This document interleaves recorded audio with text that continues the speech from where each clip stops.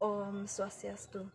Perkenalkan, nama saya Juliana, NIM 2112061082 dari kelas Ilmu Komunikasi 4D. Di sini saya akan menceritakan kisah Mahabharata Parwa ke-10. Sauptika Parwa adalah kitab ke-10 Mahabharata. Kitab ini tidak didapati dalam bahasa Jawa kuno. Menceritakan sang Aswatama yang menyelinap masuk ke istana Hastina dan membunuh para putra Pandawa, Sri Kandi dan kakaknya Dasadyumna, dan banyak prajurit meninggal. Ia akhirnya dikutuk oleh Basudewa Krishna bahwa ia akan hidup dalam kebodohan, dihilangkan rasa kasih sayang dan iba kepadanya, dan ia akan hidup dalam waktu 6 juta tahun dan terus-menerus mengharap kematiannya, tetapi hal itu tidak akan terjadi. Kabar angin yang salah mengenai kematiannya dalam perang di Kurusetra membuat ayahnya meninggal di tangan Pangeran Dasadyumna dari kerajaan Pancala. Aswatama yang menaruh dendam mendapat izin dari Duryodhana untuk membunuh Dasadyumna secara brutal setelah perang berakhir secara resmi. Saat akhir peperangan, Aswatama yang didasari motif balas dendam berjanji kepada Duryodhana bahwa ia akan membunuh Pandawa. Kereta Aswatama sampai di perkemahan. Krepa dan Kertawarma ikut bersamanya. Tetapi ketika memasuki perkemahan, mereka berada di luar. Mereka berjanji padanya bahwa mereka tidak akan membiarkan siapapun melarikan diri. Mereka berada pada pintu masuk tenda. Aswatama berjalan di kegelapan menuju tenda Dasadyumna. Ia melihat Dasadyumna tertidur dengan damai di atas ranjangnya yang berwarna putih. Aswatama mendekatinya dengan langkah tanpa suara. Ia mendengarnya dengan kuat. Dasadyumna terbangun dari tidurnya, tetapi ia tidak mampu membela dirinya. Aswatama telah menjambak rambutnya dan terus-menerus menendangnya. Aswatama mengambil tali busurnya dan melilitkannya ke leher Dasadyumna yang malang ini, dan mencoba untuk mencekiknya dan menendang seluruh tubuhnya sampai Dasadyumna meninggal. Mendengar suara keributan orang yang bertarung, orang-orang terbangun dari tidur mereka. Mereka berpikir bahwa beberapa raksasa telah memasuki perkemahan. Para pangeran Pancala terbangun dan mencoba untuk bertarung dengannya. Tetapi Aswatama membunuh mereka semua. Semua dibantai. Putra-putra Drupadi mencoba sekuat tenaga untuk menahannya. Tetapi sangat mudah bagi Aswatama untuk membunuh semua orang yang ada di perkemahan itu. Utamaja, Yudamanyu, para kesatria yang telah berhasil lolos dari perang tanpa terluka, sekarang dibantai dalam tidur mereka. Si Kandi tewas, semua orang terbunuh. Orang-orang yang mencoba untuk melarikan diri, tetapi Krepa dan Kertawarma yang berada di pintu masuk perkemahan mencegah semua ini agar terjadi. Krepa membakar perkemahan. Hal ini membuat putra Drona lebih mudah untuk menghancurkan semua musuhnya itu.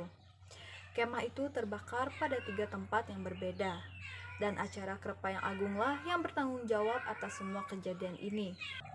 Ketiga orang ini sangatlah bahagia karena mereka telah mencapai apa yang mereka inginkan. Mereka segera menuju ke tempat Duryodhana yang sedang sekarat. Ia memberitahu raja bagaimana ia telah melakukan pembantaian pada semua pasukan Pandawa. Mendengar hal tersebut, Duryodhana sangat senang. Ia akhirnya dapat meninggalkan dunia dengan tenang. Kusir Dasadyumna adalah satu-satunya orang yang selamat dari pembantaian di perkemahan itu. Ia segera menuju ke hadapan Yudhistira dan memberitahunya apa yang terjadi pada malam itu. Yudhistira berbicara pada Nakula. Ia meminta untuk membawa Drupadi. Yudhistira menuju ke perkemahan ditemani oleh saudara-saudaranya, dan mereka melihat pemandangan yang mengerikan itu. Melihat Dasadyumna yang pemberani tewas dengan cara seperti itu sangat membuat mereka semua sedih. Orang yang terakhir dari api yang telah berperang dengan gagah berani sekarang tewas dengan cara yang begitu kejam yang tidak dapat dibayangkan. Kelima putra Drupadi ada di sana. Tubuh mereka terkoyak oleh pedang Aswatama. Kesedihannya tidak bisa dihibur dengan kata-kata. Drupadi menangisi takdirnya. Sangat menyedihkan melihat Drupadi dengan mayat-mayat anaknya. Saudara-saudaranya ada di sekelilingnya. Ia telah kehilangan semuanya yang ia miliki dalam satu malam. Ini adalah sesuatu yang tidak pernah terjadi pada siapapun sebelumnya. Tiba-tiba ia berdiri dan mengeringkan air matanya. Terlihat sekarang api telah berkobar di matanya. Ia berkata sebelum Aswatama terbunuh, ia tidak akan makan. Mereka mengatakan padanya bahwa Aswatama tidak bisa dibunuh, karena ia telah dianugerahi kehidupan abadi. Bima sangat sedih dengan kematian anak-anak dan sahabatnya. Ia akan mencari Aswatama, pembunuh yang paling kejam. Aswatama tidak akan berhenti. Ia mungkin akan menyakiti Bima. Ia memiliki astra yang bernama Brahmastra. Jika ia menggunakannya pada Bima, maka Bima akan hancur. Drona memberikan astra ini pada Arjuna. Jadi putranya juga ingin mempelajarinya. Drona tidak mau mengajarinya pada Aswatama karena ia tidak percaya pada Aswatama. Tetapi karena Aswatama terus berusaha untuk mempelajarinya, ia berhasil. Tidak seorang pun mengetahui bahwa Aswatama memiliki astra itu. Akhirnya mereka menemukan Aswatama yang telah berlindung di belakang Wyasa di tepi sungai Gangga. Bima telah menemukannya. Ia telah mempersiapkan busurnya dan siap untuk menantang Aswatama untuk bertarung dengannya. Aswatama tersenyum pada Bima. Wajahnya telah kehilangan semua nafsu yang ia miliki. Ia sekarang terlihat seperti seorang nisada yang telah membunuh binatang dan menjualnya. Wajahnya terlihat mengerikan. Cahaya yang ada di wajah putra Drona itu kini telah hilang. Ia terlihat sangat kejam dan keji. Ia tersenyum dengan sinis dan mengambil rumput ilalang. Ia menggunakan astra agung yang bernama Brahmasastra. Arjuna lebih cepat dari pikirannya sekalipun. Astra yang sama digunakan olehnya juga. Kedua api saling menyerang di angkasa dan saling ingin menghancurkan. Dunia terguncang oleh kekuatan kedua astra ini. Lautan mulai kering dan gunung-gunung bergetar seperti kapas dalam badai. Dua Resi Narada dan Vyasa datang untuk mencegah agar kedua astra tersebut tidak menyatu. Jika kedua astra ini bersatu, maka dunia akan berakhir. Mereka menghentikan kedua astra ini dengan tangannya. Begitu besar kekuatan tapa mereka. Mereka berkata, ini adalah salah satu astra yang tidak seharusnya digunakan di bumi ini. Astra ini harus ditarik kembali. Arjuna menarik kembali astra tersebut.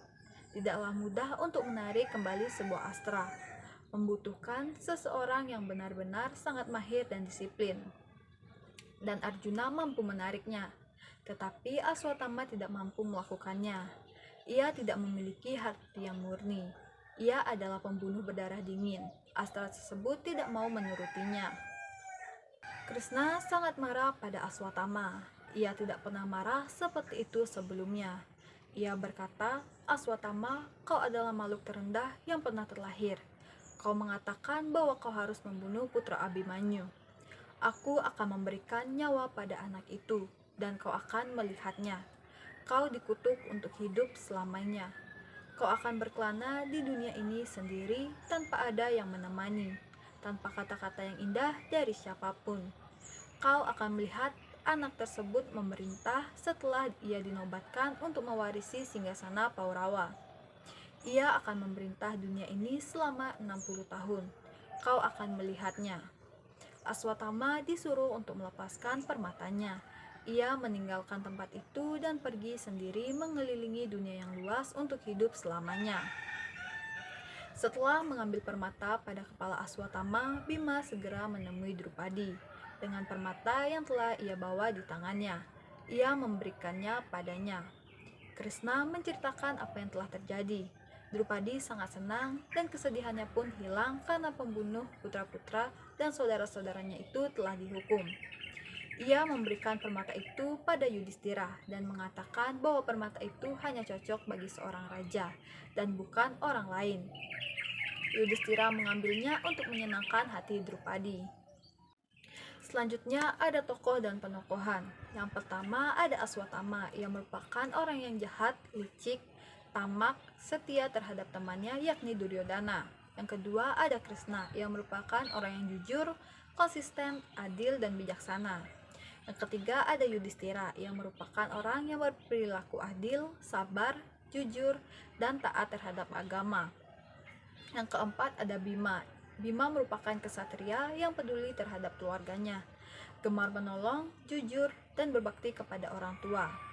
Yang kelima ada Arjuna. Arjuna merupakan seorang yang cerdik, pandai, teliti, sopan santun, dan pemberani. Yang keenam ada Nakula, merupakan orang yang jujur, setia, taat pada orang tua, dan mampu menjaga rahasia. Yang ketujuh ada Sahadewa, ia merupakan seorang yang rajin, bijaksana, taat terhadap orang tua, dan mampu menjaga rahasia. Yang kedelapan ada Drupadi. Drupadi memiliki budi pekerti yang luhur, bijaksana, sabar, teliti, dan setia terhadap suaminya. Yang kesembilan ada Dhritarashtra, yang merupakan seorang yang angkuh, tidak mau menyerahkan kekuasaan sesuai aturan main, dan gampang terhasut. Yang ke-10 ada Krepa. Krepa merupakan orang yang jahat, licik, dan kejam. Yang ke-11 ada Kertawarma. Ia juga seorang yang jahat, licik, dan kejam. Dan yang terakhir ada Drestadyumna, yang merupakan seorang yang baik, bijak, pemberani, dan setia terhadap Pandawa. Selanjutnya ada nilai-nilai yang terkandung dalam kitab Sautikaparwa. Yang pertama ada nilai sikap, di mana Aswatthama membunuh kelima anak dari Pandawa dan Drupadi dengan sangat kejam, di mana perbuatan membunuh tersebut tidak dibenarkan. Pastinya setiap makhluk hidup memiliki hak untuk hidup.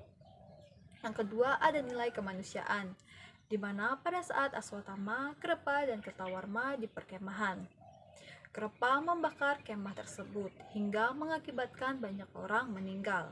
Perbuatan Krepa tersebut tidak mencerminkan perbuatan seorang manusia. Bahkan Krepa tidak pantas disebut sebagai seorang manusia, karena ia bahkan lebih kejam daripada iblis. Selanjutnya yang ketiga adalah nilai kesetiaan. Kesetiaan Drestadyumna kepada Pandawa, di mana ia menjadi tim Pandawa bahkan hingga akhir hayatnya. Kesetiaan tersebut menjadi cerminan nilai sikap kesetiaan. Sekian pemaparan materi tentang Sautikaparwa. Om Santi Santi Santi Om.